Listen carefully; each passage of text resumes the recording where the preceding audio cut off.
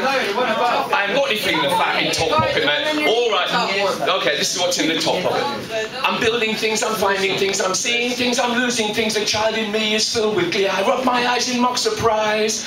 I'm bouncing the ball until it never comes back. That mystical swerve on those rubber tracks. And then... I can't remember the rest because it's written down in the other pocket. Next pocket. Which pocket was it in then? This one! No, it's not actually. Listen, I just got evicted by this cunt that I wrote loads of brilliant songs with 30 years ago. And when I gave up heroin, cocaine and everything else 30 years ago, he carried on fucking doing it. 7 years ago, it was time for me to re-emerge into the world with my words of wisdom and beautiful music. So I went to find him to protect his publishing. And you know what the fuck he did? He locked me out 10 days ago, so I found myself homeless, wandering like a dog, and now I'm living in an ex-home for seafarers.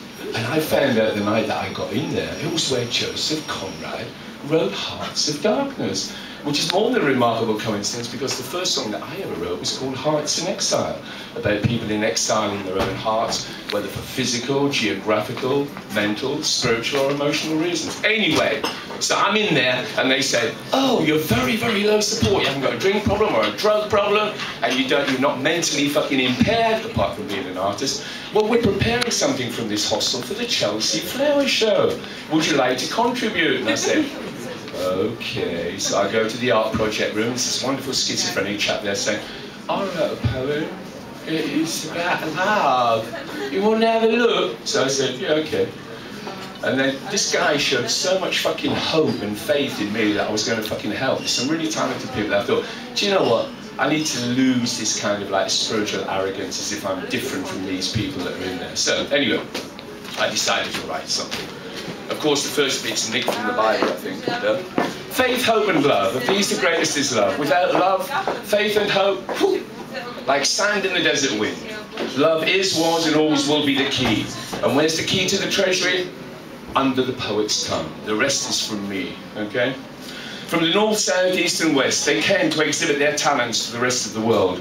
A world that may have given up on them. A world perhaps frightened to gaze into the mirrors of their own forgotten dreams. A scheming, apparently ordered world of hedges and lawns, rooted in desire and spawned from money and power. They say, cometh the man, cometh the hour. Or did I get that front to back? Did my white lily fade and turn into a black rose? Rising, beating its heart of darkness, pumping life into demonic dreams, ever rising, omnipresent, feeding a collective unconscious, sustaining a vision, brought to fruition with the exercise of grandiose yet subtle power. Indeed, cometh the man, cometh the hour. These dreams that a wandering seafarer had, where others saw poverty and felt pity, I see Joseph Conrad. How many years did the world blindly wait for the heart of darkness to manifest, gestate and emanate from the Aldgate Hostel for seafarers? This metaphorical imagined state of the wanderer, nay, wanderer, a home for people's dreams, some dashed and broken on the rocks of wily schemes engendered by a redundant Politburo and I know better than you. What's done in the dark will come out in the light, tripping down the King's Road at the dead end of night, a legend in my own mind, the star of this year's Chelsea Flower Show.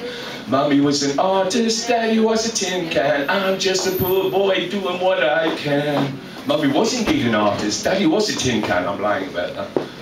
I'm just another gardener demonstrating herbaceous plans. The road less travelled takes a diversion down Lot's Road, while my granny takes a trip, licking secretions from a rather large toad. Chelsea, as everywhere, metaphor in microcosm, for everything inhabiting the magical macrocosm. An image from the 60s burns in my soul, of a flower in the barrel of a gun, or a drifting soul finding their place in the sun, of a world free of the need to run away, in a Garden of Eden, where everyone is included to enjoy and see and share the fruit of toil, soil, and nature's loot, freely given to elevate, nurture, and grow in my visionary garden of a Chelsea Flower Show.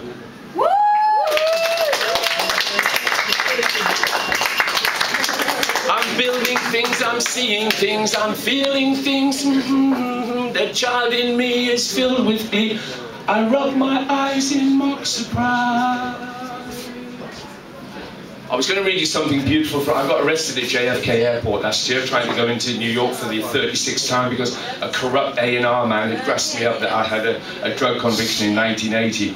And this man represents everything that I've always hated about the music industry and why I've always stepped outside of it and stayed outside of it since the 70s.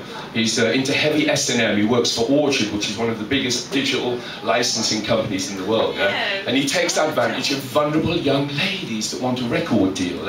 And he gets the ladies that are into exploring sadomasochism and wants to be a slave. And in return, he gets money from his company and puts them into recording studios. Now, isn't that nice? Actually, perhaps I will read you something. The thing is, I've got to keep putting my glasses on and I feel so spazzy when I have to do that. Anyway, so I went back to America in July, having gone there many, many times, touring and doing all kinds of stuff. And I arrived there and they stopped me at customs and they say, "Oh no, you haven't got a work permit." I said, "I don't need a work permit, I'm not working over here." So they show me on the computer, they show me performing in New York, San Francisco, blah, blah, all down the east of my skirt. They said, "Well, who's that?" I said, "Well, it's me, but I'm not getting paid for it. My band are getting paid, I'm not getting paid." Anyway, they arrested me, they refused me entry, and my poor darling fiancée had to go in without me. But she was a warrior for me. She's 20 years of age and she was a fucking warrior. So I wrote this while I was in custody. At the gates of Alexandria, it's the colour that I never saw, that I gazed at and never saw.